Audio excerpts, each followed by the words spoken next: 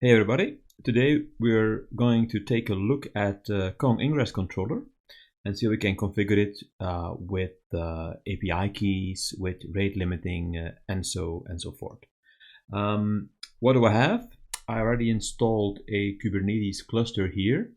Nothing too fancy, just a simple 3-node cluster. And if we're taking a look a little bit closer at this cluster, using the Azure Cloud Console. I'll just clear this out for a moment. We can actually take a look at the different pods that are already installed here, and I already installed Kong. Because the Kong installation, if you do a basic installation, yeah, that's fairly simple to do. So what you can see here is we have the actual controller. We have the actual Kong proxy running, and we also have the Postgres SQL backend installed as well. That's done via a stateful set. Now you can actually also take a look at my blog, because I published a blog post about it. So if you go to blog.baka.info, you'll find API management with Kong Ingress Controller on Kubernetes. And if you take a look a little bit down the line, you'll see how simple it is to actually install Kong Ingress Controller. So just make sure you have Helm installed and you have Tiller running on your cluster.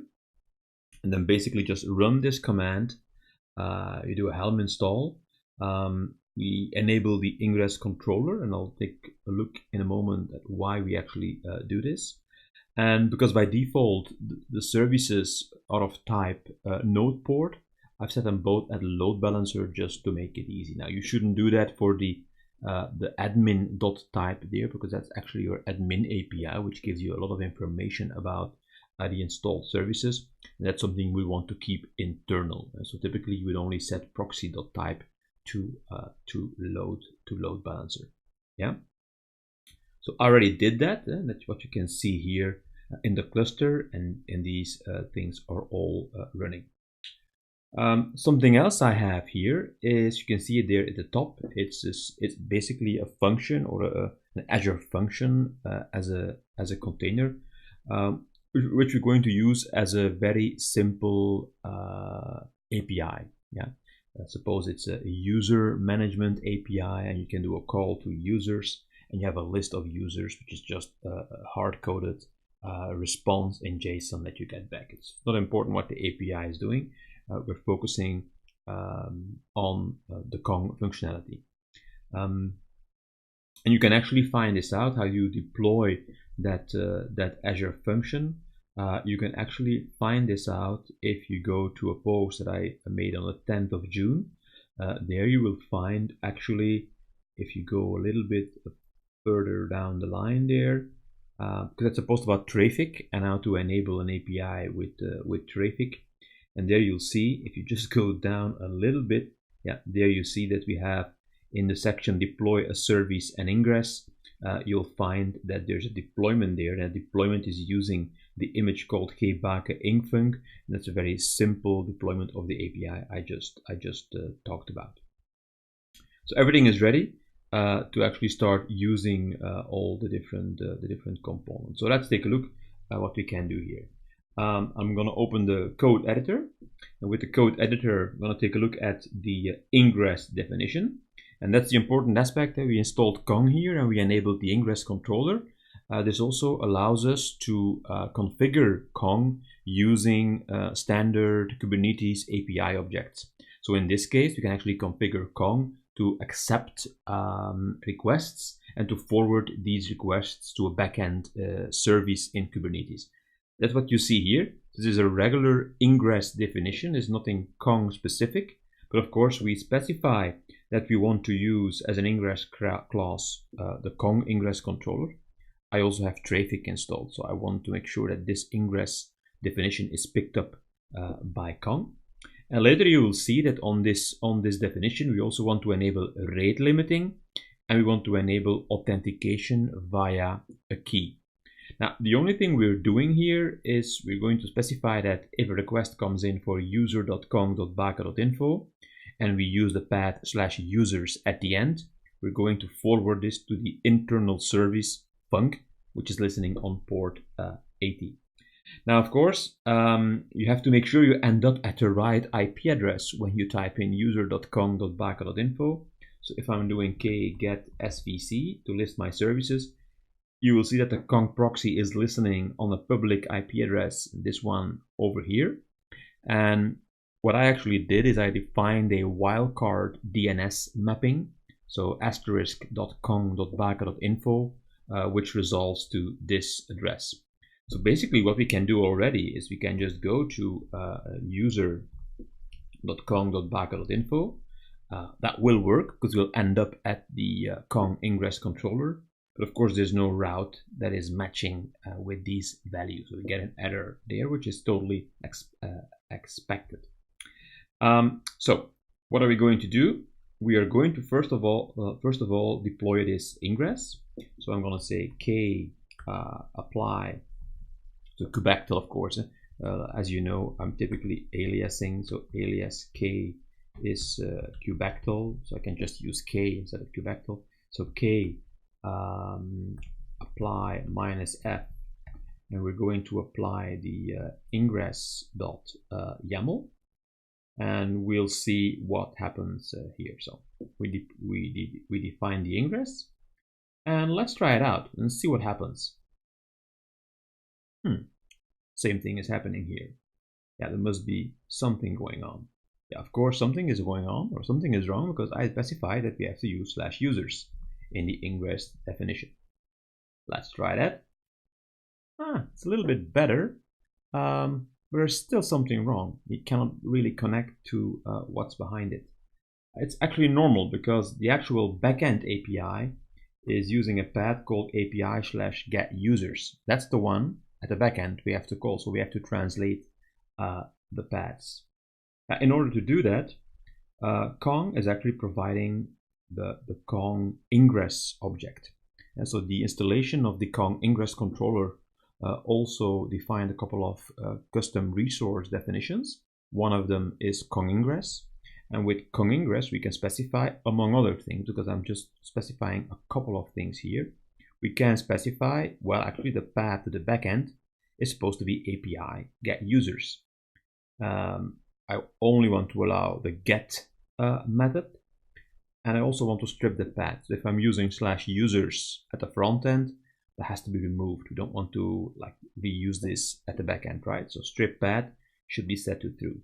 So this means with this definition here, the Kong ingress definition, I can further configure what the ingress or how Kong should handle the ingress, right? So I'm doing k apply -f, and then use the Kong ingress .yaml file. And let's take a look what happens now. If all goes well, the call to /users should actually now go to the backend API /getUsers, and we should get a response. And indeed, this now works, right?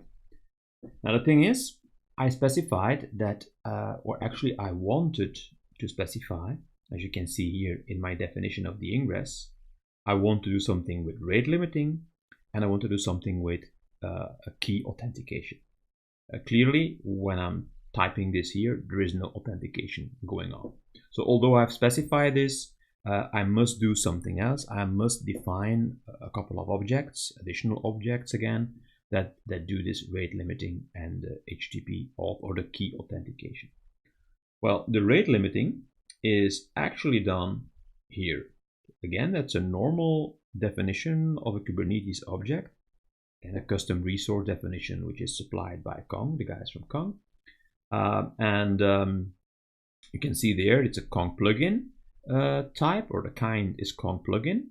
We specify that we want to use the rate limiting plugin, and if you go to Kong, for example, if you do Kong rate limit plugin in Google or Bing, because I'm using Edge Chrome here, you find information about rate limiting. So it gives you information about the fact that, okay, there's a rate limiting plugin. So the name of the plugin is rate limiting. And to configure the plugin, I can use config and then say, well, per second, I'd like to have this amount of requests at a maximum. So I use this documentation to correctly specify that indeed the plugin I want to use is rate limiting. And I want to limit the request to 1 per second, which is of course very low because I want to try it out and see if rate limiting is working.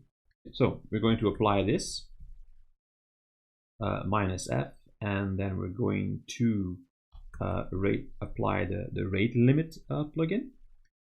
What I also want is I want to have the key authentication plugin. Now for key authentication, I have to define a user or a consumer, and the consumer also can be associated with a credential, right? So then in logs and in other kind of tooling, I can actually find out who was calling my APIs. So in this case, I'm not going to go too much into detail here. I'm just going to apply this consumer object here. And I also want to apply this kind of, where is it here? A credential, which is associated with the computer via the consumer ref here. So in this case, I'm saying, well, actually, when somebody is using key authentication and he's using this key to call an API, well, this key is associated with the consumer called top. Not a very good name, but okay. Consumer is called top. And then we're going to have to specify as well that we want the key when you call the API. I didn't do that yet, so I just defined the consumer and the key here. So I'm going to do kapply -f and configure the credential. No, credential, I should type this correctly, right? The credential. And although I did the consumer and the credential now, you will see that I can still happily call this API, and there's not really an issue here. If I'm doing it from here, so from the Ubuntu Bash shell in Windows, and I'm using the HTTP IE tool, not the curl tool. So just do something like sudo apt install HTTP IE to get that tool for you. I'm not going to do that now. You can then use HTTP like this, and then user.com.bake.info/users. And you see I can still happily call the API. It doesn't require a key here. That's of course logical because I didn't specify the key authentication plugin. So the key authentication plugin is defined here. So here I'm saying, well, I'm going to define a key authentication plugin. You need to actually authenticate using a key. I'm going to actually use kapply -f to excuse me, to specify this. And of course, as you have seen earlier on the actual ingress definition, I have associated the plugins with this specific ingress. So that's how the system knows, well, okay, on this ingress, you have to do rate limiting, and on this ingress, you have to do key authentication. If everything went well, we'll see how that goes. If everything went well, this call to users shouldn't be possible. And indeed, you didn't specify an API key, so what are you doing here, right? It's not correct. I can actually specify the API key here. I can also do it via header, but I can specify the API key. I already used it or did it before, right? You have to test before you make a video. So I did this, yeah, indeed. So when the API key is specified, we can actually do the call. Let's try this as well from the HTTP tool in the console, just to see what the end result is with this key. And there he says, yes, indeed, it's correct. So my backend API is actually responding. It's Kestrel in the backend because it's an Azure Function API. Of course, Kong has added some kind of extra headers, so the latency and stuff like that. But also the rate limiting is now set, which wasn't the case before. And I can call the API because I specified the API key. As I said, I could also specify the API key using a header, but I'm not doing that right now. Yeah, and that's actually it. So what we have done is we have defined or we have an API in Kubernetes. It's a service of type cluster IP. And you can see that here, kget svc. You see that the func service is of type cluster IP, and I provide access to this func service by defining this ingress definition, which Kong is actually picking up, and then configuring it further using rate limiting and key authentication, which is just a few of the different plugins that you can define on this level. Now, maybe it's a good idea to also show you something else. So if I'm going to my services, you'll also see that I have this Kong admin that I exposed via public IP, which you shouldn't do. You shouldn't do this, and it's listening on port 8444. So if I'm going here to my bash shell, and I'm doing HTTP and then HTTPS because it's using a certificate, and then I'm using the IP and then the port 8444, and then I think with the HTTP tool it's verify off because it's using a self-signed certificate. It will actually give me, let's take a look, verify, no, it's no, sorry, verify no. And maybe I should type this correctly. Yes. There we have it. That's a response from the admin API. So it gives you all kinds of information about Kong, which you shouldn't expose publicly, right? I mean, it's clear. And you can see, for example, that we enable the key op and the rate limiting plugins. We enable this in the cluster. Yeah. And there's other information you can find here, like what's available. Kind of available plugins like a Datadog plugin for metrics, and a logly plugin for logs, and yeah, all kinds of other different stuff you're going to find here, yeah, in this basic configuration of Kong. Maybe we'll try one other thing, and that's the actual. No, I'll actually clear this first. So oops, sorry about that. I'll clear this, and I'll take a look where we can find, yeah, this is the call to HTTP. Does this work? Yeah, that's great. And we can do while true. We're gonna do this here, and then we can do the following. Now, if you don't want to actually do this and type this in yourself, I also specify this in the in my blog post. So in the blog post, if you go down a little bit, you will find that there's also in the testing the API section, you will find also how to do this here. But yeah, just type it in now as it should be done, and then done. So you just continue calling the API. Rate limiting should kick in here. So at a certain point in time, we should see there's a problem with rate limiting. Oh, what did I do actually? What did I set? Of course, very silly. So while true, do, of course. It's yeah. You use different kinds of languages. So while true, we're gonna do HTTP. Sounds not logical, and see what happens. So he's starting to call. But once in a while, you should find that there's some throttling going on if he's doing it a little bit too fast. So we'll see what happens here. So it's of course 1 per second, and he's not doing it that badly in this case. A bit of a hit and miss sometimes. Let's see what he does. Yeah, the rate limiting is not kicking in now, but that's not too important. What you will see is that when rate limiting is kicking in, you will actually find that you get this kind of error, like a 429 error, too many requests.